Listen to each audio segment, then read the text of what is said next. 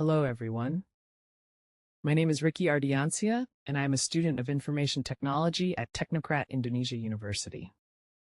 In today's video, we will explore a critical topic in the field of information technology and risk management, which is business continuity audit and disaster recovery. This subject plays a fundamental role in modern IT governance and enterprise resilience strategies. Whether you're managing a global corporation, a university, or even a startup, ensuring operational continuity is no longer an option. It's a necessity. So let's dive deep into this important topic. A business continuity audit is a structured and systematic evaluation process designed to assess how well prepared an organization is to continue its critical business operations during or after unexpected events. These events might include natural disasters like earthquakes, floods, or fires, cyber attacks such as ransomware, DDoS, or data breaches, system failures, or prolonged power outages, supply chain disruptions, pandemics, or public health emergencies. The core objective of a business continuity audit is not merely to recover from a crisis, it's to minimize disruption, ensure safety, preserve stakeholder confidence, and maintain essential operations seamlessly. A robust audit uncovers weak points, enhances preparedness, and helps build resilient systems and processes. Let's break down the main components reviewed in a typical audit. Business continuity, Plan BC. Is there a formal, written, and approved plan in place? Is the plan aligned with the organization's goals and regulatory requirements? Has the plan been reviewed and updated recently? Risk assessment and business impact analysis.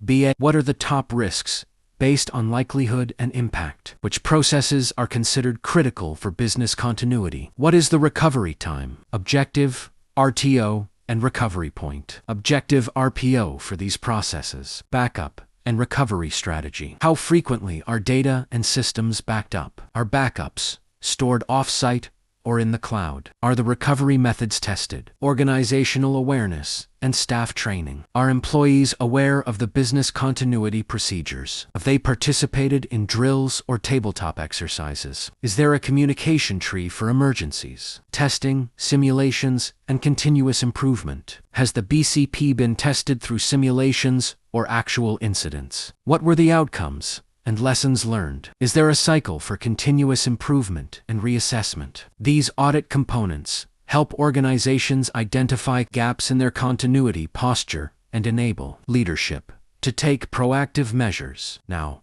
let's transition to the second part of our discussion: disaster recovery, commonly referred to as DR. Disaster recovery is a subset of business continuity that specifically addresses the technological aspects of recovering from a disaster. It includes the processes, tools, and policies required to recover IT infrastructure, systems, data, and operations after disruption. While business continuity looks at the entire business landscape, disaster recovery narrows its focus to technology and information systems.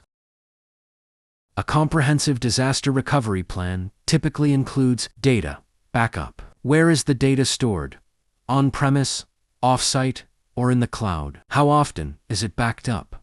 Hourly, daily, weekly? Are backups encrypted and secure? System recovery procedures. What steps must be followed to restore systems like ERP, LMS, CRM, etc.? Are recovery processes documented clearly for each critical application? Redundant infrastructure and alternative data centers. Is there a hot site, cold site, or warm site available? Can operations switch to an alternative center automatically? Communication and escalation protocols. Who are the key stakeholders in a disaster event? How is information shared during the recovery process? Role-based responsibilities. Every team member must know their doctor role. Are team leaders designated for recovery coordination, testing, auditing, and policy review? DR. Plans must be tested, at least biannually. What metrics are used to assess effectiveness? These components ensure that IT services can be restored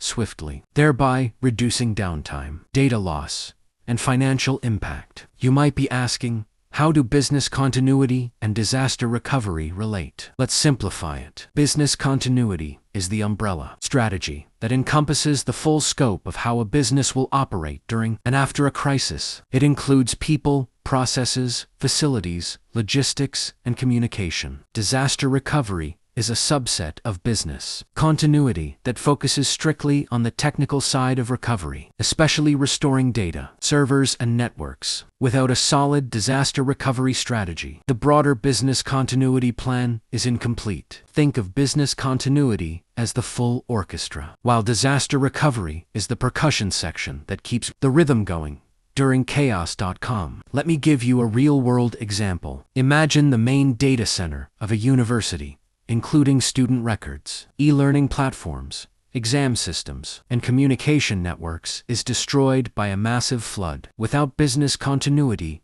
and disaster recovery, learning comes to a complete halt. Students lose access to assignments and exams. Faculty cannot upload materials. Financial systems freeze. Reputation is damaged permanently. But with a proper plan in place, data is automatically backed up to the cloud. Students are moved to an alternative online platform. Staff follow the communication and response plan. Within 24 to 48 hours, systems are restored and normal operations resume. This case illustrates the power of planning and the importance of auditing and testing before disaster strikes. In the digital era, risks are not only physical, they're also technological, environmental, and political. Let's list just a few. Ransomware, attacks that encrypt entire databases, wildfires and floods, damaging server rooms, power outages, disrupting critical infrastructure, geopolitical tensions, impacting supply chains and data access, pandemics forcing remote operations overnight, organizations